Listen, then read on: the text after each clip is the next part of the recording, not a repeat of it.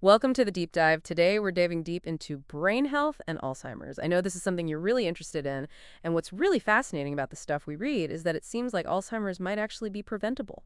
Really? Yeah, preventable. So let's unpack the latest research and figure out how we can keep our brains healthy for years to come. Luckily, I have an expert here to help us with that today. It's a pleasure to be here. This is a really important topic. So first off, can you give us a sense of just how big of a deal Alzheimer's is globally? Oh, absolutely. The numbers are pretty staggering. Right now, about 55 million people worldwide are living with Alzheimer's. And get this, that number is projected to triple by 2050. Triple. That's almost unimaginable. It is. To give you some perspective, in the UK, Alzheimer's is the leading cause of death for women. So this isn't just an issue for a small group of people. It has the potential to affect all of us in some way. Wow, that really puts things in perspective. And before we go any further, can you clarify something for me? What's the difference between dementia and Alzheimer's? They seem to get used interchangeably sometimes. Yeah, that's a great question. That's a common point of confusion. Dementia is actually an umbrella term. Think of it like a category. It refers to a variety of conditions that affect cognitive function. Things like memory, thinking, and behavior. Alzheimer's disease falls under that umbrella. It's a specific type of dementia, and it happens to be the most common one. So Alzheimer's is a type of dementia, but not all dementia is Alzheimer's. Got it. Exactly. Now, one thing that really caught my eye in the research was the talk about these two proteins, beta-amyloid and tau. They sound like the villains in this brain health story. They do. They often get portrayed that way. And, understanding their roles is key. But here's where it gets interesting. Beta-amyloid isn't inherently bad. In fact, it's part of the brain's natural defense system against inflammation and stress. Hold on. The bad guy is actually part of the defense system. That's a plot twist. Haha, it is. Think of beta-amyloid like the city's waste management system. You need it to keep things clean and functioning. But if it breaks down and garbage starts piling up, that's when the problems begin in the brain. The trouble starts when beta-amyloid starts to build up and clump together, forming these sticky plaques. These plaques disrupt the communication between brain cells. So it's like the brain's garbage disposal getting clogged. That's a great analogy. And this disruption in communication is what eventually leads to the cognitive decline we see in Alzheimer's. Okay. And what about tau? Where does it fit into all of this? Tau is a protein found inside axons, which are like the long, slender trunks of brain cells, or neurons. Tau's job is to help stabilize these axons and make sure that signals can travel efficiently. So tau is like the support structure for the brain's communication lines. Precisely. But when tau becomes abnormal, it tangles up, causing these axons to collapse and lose their ability to transmit information effectively. You can think of it like the telephone poles falling over and the lines getting all tangled up. Communication breaks down. So beta-amyloid is messing up the communication between brain cells. And tau is disrupting the communication within the cells themselves. It's like a double whammy, you know? The research mentions this vivid tree analogy to explain how Alzheimer's affects neurons. Can you expand on that for us? Absolutely. Imagine a tree with its trunk, branches, and leaves. The axon of a neuron, like we talked about, is like the trunk of the tree. It carries those essential signals. Tau buildup weakens the trunk, making it vulnerable. Okay, I'm picturing a weak, wobbly trunk now. What about the branches? Well, the dendrites, which are the connections between neurons, are like the branches of the tree. Alzheimer's essentially causes these branches to be pruned away. Without those connections, communication between the neurons breaks down, just like a tree can't thrive without its branches. So Alzheimer's slowly chips away at the brain's communication network, and it starts with these tiny disruptions. Exactly. And to really grasp how this unfolds, it's important to understand the difference between acute and chronic conditions. That makes sense. So what's the distinction? Think about it this way. Acute stress or inflammation is like a sprint. It's intense but temporary, like when you have to meet a tight deadline. Your body can recover from that. Chronic stress, on the other hand, is like running a marathon without training. It wears you down over time and can lead to serious damage. So a little stress now and then is okay, but it's the long-term, ongoing stress that we need to watch out for. How does that tie into Alzheimer's? Well, chronic inflammation, that constant marathon, triggers the production of beta-amyloid. And without resolution, this buildup contributes to the progression of Alzheimer's. That's why managing stress is so important for brain health. This all makes sense, but it makes it sound like Alzheimer's is just something that happens as you get older. But, from everything we read, it seems like Alzheimer's isn't just a disease of old age. You're right, it's not. While symptoms usually appear later in life, the process that leads to Alzheimer's often begins much earlier. The seeds can be planted in our 20s and 30s. Whoa, that's a bit of a wake-up call. It's not just something we have to worry about when we're older. Exactly. And that's why understanding this timeline is so crucial. It underscores the power of early prevention. So let me get this straight.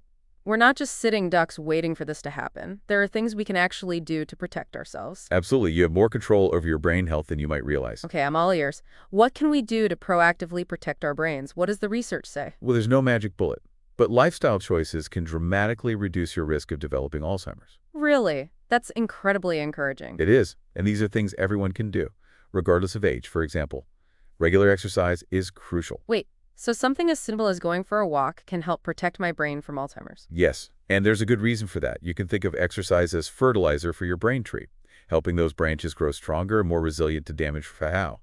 It also helps improve blood flow to the brain, which delivers nutrients and oxygen, and helps clear away waste products, including beta-amyloid. That's amazing. So it's not just about hitting the gym. Even moderate exercise like walking can make a difference. What else can we do? Managing stress is also essential. Remember that chronic stress we talked about? It's a major contributor to inflammation and beta-amyloid buildup. Right, that makes sense. But stress is a part of life. How can we realistically manage it? You're absolutely right. Stress is unavoidable, but there are things you can do to manage it effectively. Things like mindfulness practices, such as meditation or deep breathing, can be incredibly helpful for calming the nervous system and reducing stress levels. I've heard a lot about the benefits of meditation, but I've never really tried it. Maybe I should give it a shot. I encourage you to. It's like training your brain to be more resilient to stress. And there are other things you can do too.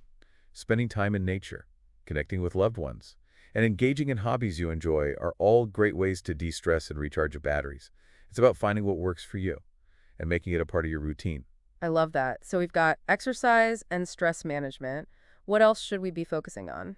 Sleep. Never underestimate the power of a good night's rest. I hear that. I always feel so much better after a good night's sleep, but how does it tie into brain health specifically? During sleep, your brain is hard at work clearing out waste products that accumulate throughout the day. This includes those harmful beta-amyloid proteins. It's like a nightly cleaning crew coming in to tidy up and remove any debris.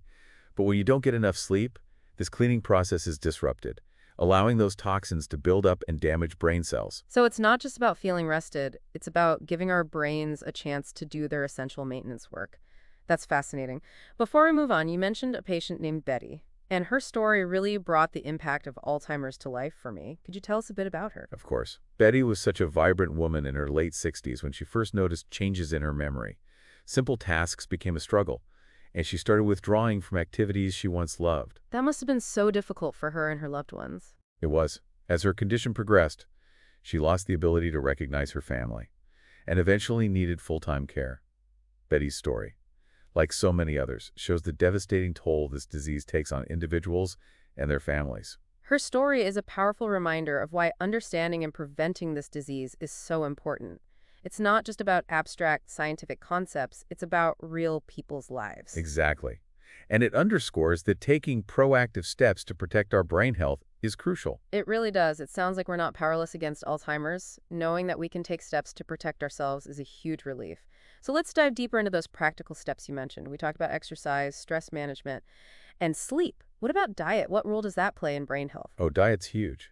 You know the saying, you are what you eat? Well, it applies to your brain too. What you put into your body directly impacts the health of your brain cells and their ability to communicate effectively. Okay, so what should we be eating to keep our brains in tip-top shape? Think of your brain like a high-performance engine. It needs premium fuel to run smoothly, so you want to fill up on foods rich in antioxidants and anti-inflammatory nutrients.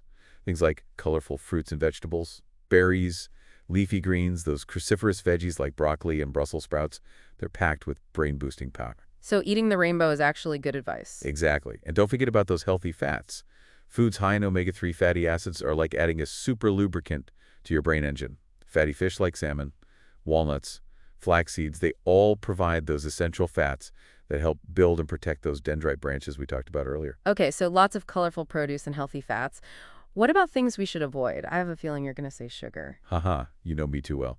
Excess sugar is a major culprit when it comes to inflammation and oxidative stress, which can damage those precious brain cells. It's like throwing sand into your brain engine.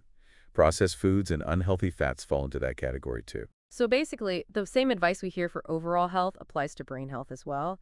Eat whole, unprocessed foods, lots of fruits and veggies, and limit those sugary treats. Exactly. Taking care of your body is taking care of your brain. They're intricately connected. You mentioned earlier that there's no magic bullet for Alzheimer's, but where does the research stand on potential treatments or cures? Is there hope on the horizon? There's definitely a lot of exciting research happening right now.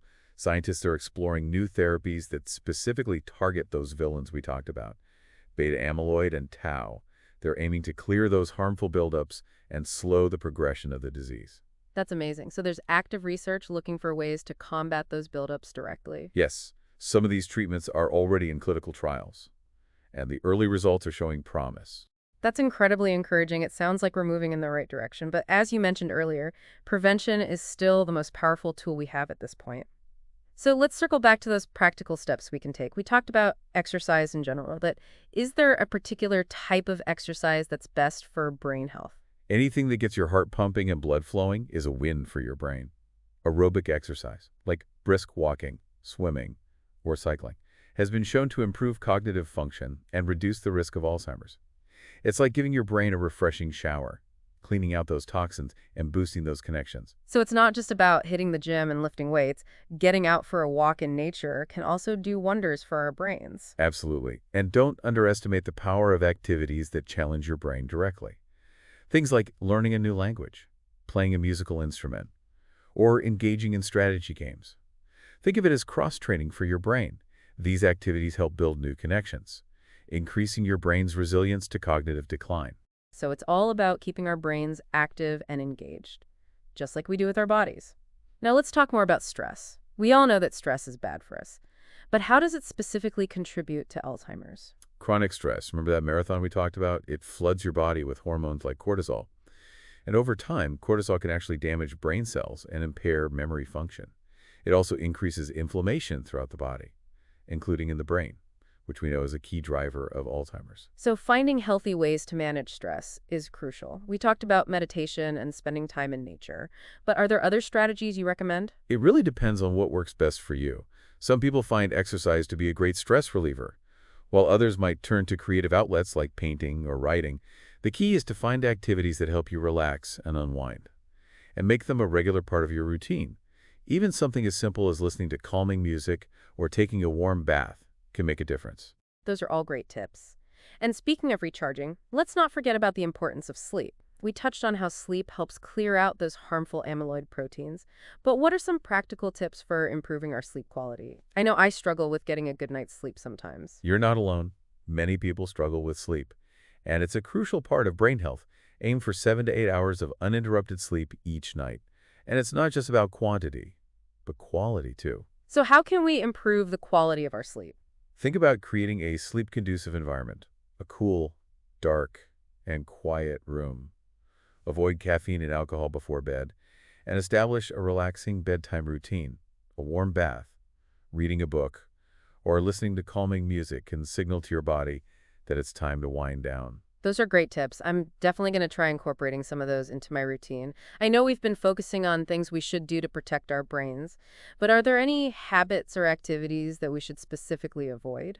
Aside from the dietary recommendations we talked about earlier, also important to be mindful of head injuries.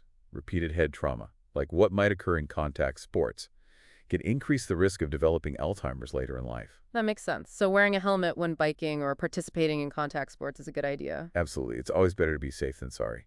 And in general, taking steps to reduce your risk of other health conditions, like heart disease and diabetes, can also benefit your brain health. Remember, it's all connected. This is so empowering. It really sounds like we have more control over our brain health than we might realize. And just to clarify, it's never too late to start making these changes. You're absolutely right. It's never too late. Your brain has an incredible capacity for adaptation and repair, even as you age. Every step you take towards a healthier lifestyle is a step towards protecting your cognitive future. I love that. It's never too late to start investing in our brain health. But what about those of us who might be experiencing some cognitive changes already? Should we just brush it off as normal aging? Or is there something we should be doing? That's an important question. While some age-related cognitive decline is normal, it's crucial to pay attention to any significant changes in your memory or thinking. So what should we do if we notice something concerning? Don't ignore it. Talk to your doctor. It's better to get checked out and rule out any underlying medical conditions. Sometimes other issues like depression, anxiety, vitamin deficiencies, or thyroid problems can mimic the symptoms of Alzheimer's. So it's important to seek professional advice rather than self-diagnosing or assuming it's just part of getting older? Exactly. Early detection and intervention are key for managing any cognitive issues and ensuring you receive the appropriate treatment and support. And you know what? Sometimes those cognitive changes are reversible. A vitamin deficiency, for example, can be addressed with supplements. That's reassuring to know, so we don't have to just accept cognitive decline as inevitable. Not at all. There's a lot we could do to protect our brains and maintain our cognitive function as we age. It's about being proactive and taking charge of our health. This has been such an incredibly insightful conversation. It's given me so much to think about and a lot of practical steps I can start taking today to protect my brain health. Is there anything else you want to add before we wrap up? Just this. Knowledge is power. The more you understand about your brain and how to protect it, the better equipped you'll be to make informed choices. Remember, you have the power to influence your brain health and reduce your risk of developing Alzheimer's. Don't be afraid to advocate for your health and seek the information and support you need. I love that. It's all about taking ownership of our health and making choices that support our long-term well-being. This has been an incredible deep dive into the world of brain health and Alzheimer's. I feel like I've gained so much valuable knowledge and practical advice. Thank you so much for sharing your expertise with us. It's been my pleasure. It's such an important topic, and I'm always happy to spread the word about the importance of brain health. I agree. It's not every day we get to talk about a topic that affects everyone, but where we can actually take control and do something about it. Exactly. We often feel powerless when it comes to health issues, but with Alzheimer's, knowledge truly is power. And speaking of knowledge, I know you've got years of experience in this field, so before we let you go, is there one thing, if you could just pick one thing, that you wish everyone knew about brain health? That's a great question, I think. It's that small changes can make a really big impact. You don't have to overhaul your entire life overnight. Start with one small change, like incorporating a 20-minute walk into your day, or adding an extra serving of vegetables to your dinner. And once that becomes a habit, add another small change, and over time, those small changes add up and can lead to significant improvements in your brain health. That's such a great point. It's not about being perfect, it's about making progress, one step at a time. Okay, listeners, we've covered a lot of ground today, but it's clear that we have more power over our brain health than we might realize. And knowing that Alzheimer's is a disease we can potentially prevent is a game changer. It really is, and the steps we can take to protect our brains also happen to make our lives richer and more fulfilling. It's a win-win. I love that. So to wrap things up, I want to leave you with this thought. Knowing that the seeds of Alzheimer's can be planted so early in life, what one small change can you make today to start prioritizing your brain health? It could be something as simple as trying that meditation app you've been curious about, or swapping out that sugary soda for a glass of water. Maybe it's calling a friend to schedule that walk you've been putting off. Every step counts, and your future self will thank you for it. Couldn't have said it better myself. Thanks again for joining us on this incredible deep dive. It's been a pleasure. The pleasure was all mine. Thanks for having me.